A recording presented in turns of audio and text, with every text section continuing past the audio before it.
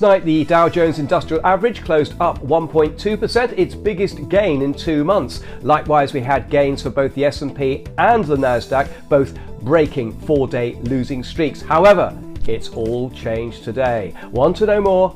Keep watching. Hello, I'm David and this is Trading Today. Yes, we did have a better day yesterday to start off the week, but on Tuesday it's back to what we saw last week, more sell-offs across the US major indices.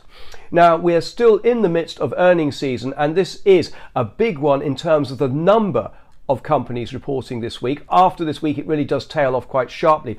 But in terms of their importance, much less so. I mean, as an example, today we've got the likes of Airbnb, Lie Autos, Restaurant Brands, Warner Brothers, Fox, Lyft, Under Armour, AMC Entertainment, Canada Goose. All good companies, all ones that are popular with traders, but not the kind that are going to dramatically move markets.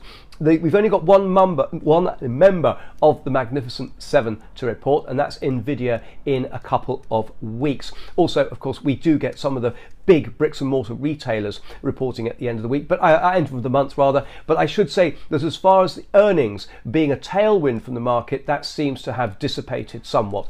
We did have some positive guidance from some big companies, notably Amazon, but again, that seems to have evaporated really a bit, and we are seeing a bit of a pullback across the major indices now.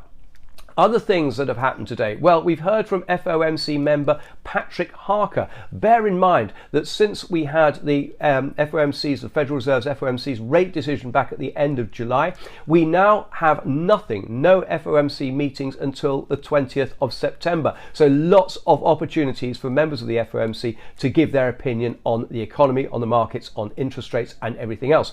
Bear in mind, in between that, 24th to the 26th of August, we do have the Jackson Hole Economic Symposium. But I'll tell you what Patrick Harker said today. He seemed to suggest that we could see a steadying off in interest rates now. He's not expecting any kind of immediate cuts, far from it, but he does think that interest rates could stay at 5.5% where they are now for some considerable time. He sees the Federal Reserve as not hitting its 2% inflation target as measured by core PCE until 2025. So although the bank has previously said that yes, they could be cutting rates before that target's hit, that's still some way off. So those are two considerations. Now, we have seen bond yields come down a bit from the 4.2% on the 10-year that we saw on Friday, down a bit today as well. Market generally off, precious metals off quite sharply. We've seen oil off as well.